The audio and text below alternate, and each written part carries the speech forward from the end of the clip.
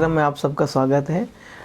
आज टाइम थोड़ा बदल लिया था क्योंकि आज हमारे साथ डॉक्टर हिमांशु माथुर सर थे और शाम को ओपीडी का समय होता है, इसलिए टाइम 7 बजे की जगह हमने उसे 8 बजे कर लिया था ताकि पेशेंट्स जो मरीज़ आते हैं उनको भी असुविधा ना हो और आपको पूरा टाइम मिल सके। दूसरा, डॉक्टर साहब के बारे में बता दूं कि डॉक्टर हिमांशु माथुर सर देश में एक ऐसी शख्सियत हैं, आप सबके लिए मॉडल के रूप में भी हैं, क्योंकि राजस्थान के जोधपुर से सर आते हैं, जहां से राजस्थान के मुख्यमंत्री हैं श्री अशोक गहलोत जी। तो बड़ी हस्तियां जोधपुर ने इस देश को दी हैं, जिनमें से एक हस्ती हमारे साथ हैं, डॉक्टर हिमांशु माथुर सर हैं। सर, स्वागत है आपका। और इसमें एक बड़ी बात यह भी है बेटा कि सर को बहुत लंबा अनुभव मेडिकल सेक्टर में होने के साथ टीचिंग का भी है, क्योंकि एमबीबीएस की जो बच्चे पढ़ाई करते हैं उनको सर पढ़ाते हैं। और दूसरी बड़ी बात यह है कि वो भारत ही नहीं, दूसरे देशों में, मतलब जैसे एक उदाहरण के तौर पे कजाकिस्तान सर जाते हैं पढ़ाने के लिए, वहाँ बच्चे पढ़ते हैं। मैं आपके प्रश्न लूँगा, वहाँ बच्चे पढ़ते हैं। तो सर को बहुत लंबा मेडिकल के साथ साथ पढ़ाने का भी अनुभव है। तो आप दोनों तरीके के सवाल अपने पूछ सकते हैं सर से, कि एक तो आपके सवाल पढ़ाई को लेकर के हो सकते हैं, या आपके सवाल रोग या किसी मनोरोग हो सकता है, शारीरिक रोग, इस तरीके के सवाल भी हो सकते हैं। दूसरा, मैं ये सूचना दे रहा हूँ कि आप आज का जो प्रोग्राम है ऑफिसर्स टॉक, अकेले मत देखिए। अगर आप अकेले देख रहे हैं तो अपने परिवार के साथ आप अन्याय कर रहे हैं, क्योंकि आज आपको ये प्रोग्राम अपने परिवार के साथ, छोटे भाई बहन माँ बाप जो हैं उन सबके साथ बैठ के देखना है, ताकि वो अपने सवाल रख सकें। क्योंकि ये एक एपिसोड बहुत मानसिक रोग के लिए भी है, और कई बार बहुत सारे अच्छे अच्छे प्रश्न आने वाले हैं। हो सकता है आप के बजाय माँ या पिताजी पूछना चाहें तो उस पर भी सर के साथ डिस्कस कर सकते हैं। तो अपने परिवार के सब सदस्यों को बुला लो, फिर मैं स्टार्ट करता हूं और सर के साथ हम फिर ऑफिस टॉक में आपका संवाद करवाएंगे। तो सबको, घर में जो लोग हैं, अपना काम छोड़ करके बैठें और संवाद करें। तो स्वागत है सर आपका। आप बच्चों से जुड़ेंगे, अपने बारे में थोड़ा इंट्रोड्यूस, क्योंकि आप देंगे ज़्यादा बेटर है। और ये है, सभी लोगों का स्वागत है आज के प्रोग्राम में। और ऑफिसर्स टॉक में एक इंडिया पहल का जो प्रोग्राम चलता है, वास्तव में बड़ा ही सराहनीय प्रोग्राम है। और आप लोगों को बता दूं बच्चों कि आप लोग तो इसको देखते ही, मैं भी देखता हूं।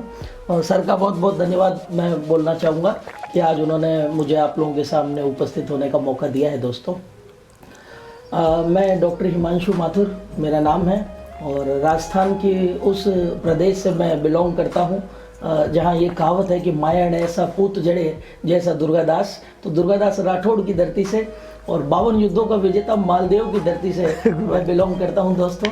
और जोधपुर से मेरा ताल्लुक़ है। जयपुर में अभी मैं इन दिनों कई वर्षों से जयपुर में ही सेटल हूँ, यहीं पे मेरा मकान और अस्पताल भी है।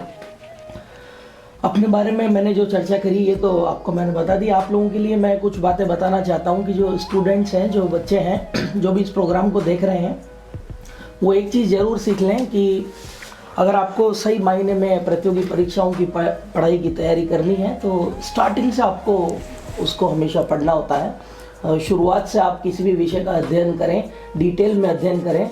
अगर आप आरएस की तैयारी कर रहे हैं, अगर आप आईएएस की तैयारी कर रहे हैं, जो भी सीईटी एग्ज़ाम की, जो भी प्रतियोगी परीक्षा की तैयारी कर रहे हैं, बिल्कुल बेसिक कंसेप्ट से होते हुए आपको निकलना पड़ता है। ये बात नहीं सोचनी होती कि ऑलरेडी कई स्टूडेंट्स हमारे पास इस एग्ज़ाम को दे रहे हैं तो हम लोग पीछे से यहाँ पे कनेक्ट हुए, मतलब नए छात्र हैं और कई छात्र ऑलरेडी इसके अंदर एग्ज़ाम दे रहे हैं, कई सालों से दे रहे हैं, उनका सिलेक्शन नहीं हुआ तो हमारा कैसे होगा।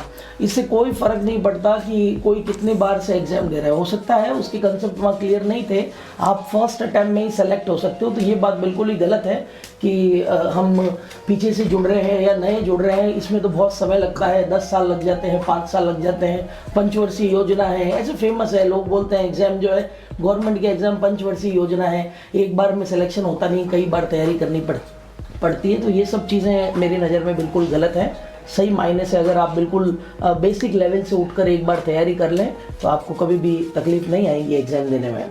अभी मैं एक प्रश्न ले रहा हूँ, विजेंद्र प्रताप सिंह।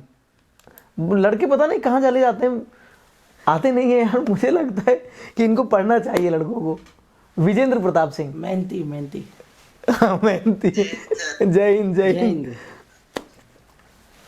सर, मेरा सर से क्वेश्चन है कि मुझे कोई सवाल पूछता है तो मेरे दिमाग में उसका आंसर उस टाइम नहीं आता, और मैं जब लिखते हुए आंसर देता हूँ तो आ जाता है मेरे को।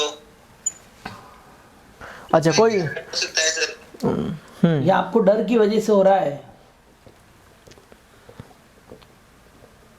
लैक ऑफ कॉन्फिडेंस के अंदर ऐसा हो जाता है कि हमें कोई तुरंत पूछता है तो हमें उसका उत्तर नहीं आता, और जब हम उसको बाद में सोचते हैं तो उसका उत्तर हमें अमूमन आ जाता है दिमाग के अंदर। और ऐसा एग्जाम में भी होता है, इसको एग्जामिनेशन फंक भी बोलते हैं मेडिकल की भाषा में, कि एग्जाम में बैठते हैं तो पेपर सॉल्व नहीं होता, वही पेपर जब घर आके सॉल्व करते हैं तो पेपर सॉल्व हो जाता जाता तो इसको एग्जामिनेशन फंक बोलते हैं। इससे निकलने का एक ही तरीका है कि आप बार बार जो है, अगर आपको ये डर है कि मेरे को कोई क्वेश्चन पूछता है तो मेरे को इसका उत्तर नहीं आता, तो आप इसकी प्रैक्टिस करें बार बार।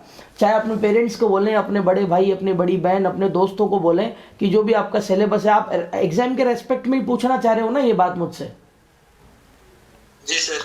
तो आप उस क्वेश्चन बच्चों को, आपके पेरेंट्स को, अपने दोस्त को, जो भी, मतलब आप ऐसा कोई नहीं जो आपकी हंसी उड़ाए, ऐसे दोस्त नहीं चाहिए। ऐसे वास्तव में जो आपके मित्र हैं, दोस्त मतलब तो होता है भाई तू भी हंस तो मैं भी हंस, तू दोनों मिलके हंस तो गए।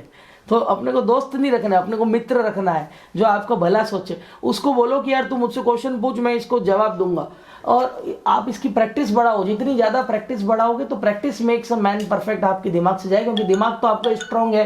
तभी आप बोल रहे हो कि मैं लिखता हूँ जब तो मेरे को उत्तर आता है, लेकिन मैं बोलता हूँ तो तकलीफ होती है। दूसरा, कॉन्फिडेंस राइज करने का एक बहुत गजब तरीका है मेडिकल साइंस में, कांच के सामने खड़े हो जाओ और बात करो खुद से। ज़्यादा भी मत करना, ऐसे नहीं कि बिल्कुल ही मेंटल लेवल पे बात करने लग जाओ आप। थोड़ा देर, 15 मिनट 20 मिनट आप कांच के सामने खड़े होकर खुद से बात कीजिए। जो भी आपको बोलना है वहाँ सामने खड़े होकर कांच के सामने बोलिए। तीसरा तरीका है, कैमरा रख के रिकॉर्डिंग कीजिए खुद की। आप मोबाइल चलाना जानते हो, मोबाइल के अंदर रिकॉर्डिंग का बटन दबा दीजिए, सामने खड़े हो जाइए। रील्स बनाइए। हाँ, और सामने खड़े होके और प्रश्न का कोई भी एक प्रश्न बना लीजिए, लिख लीजिए रैंडमली, और उठाकर और उसका जवाब देना चालू कीजिए। उसको, मोबाइल को कहीं आपको लिंक भेजना तो है नहीं कि किसी के पास चला जाएगा, कोई आपकी हंसी उड़ाएगा। बस इससे आपकी प्रैक्टिस होगी और आप देखना 15-20 दिन के अंदर अंदर आपकी तकलीफ जो है ये सॉल्व होने लग जाएगी। समझ में आ गया है विजेंद्र प्रताप? सर मौखिक करना है। हाँ बिल्कुल, मौखिक प्रैक्टिस करो। सबसे बढ़िया तरीका है कांच के सामने खड़े होके बोलो। धन्यवाद सर। धन्यवाद। जी विजेंद्र प्रताप, जय हिंद।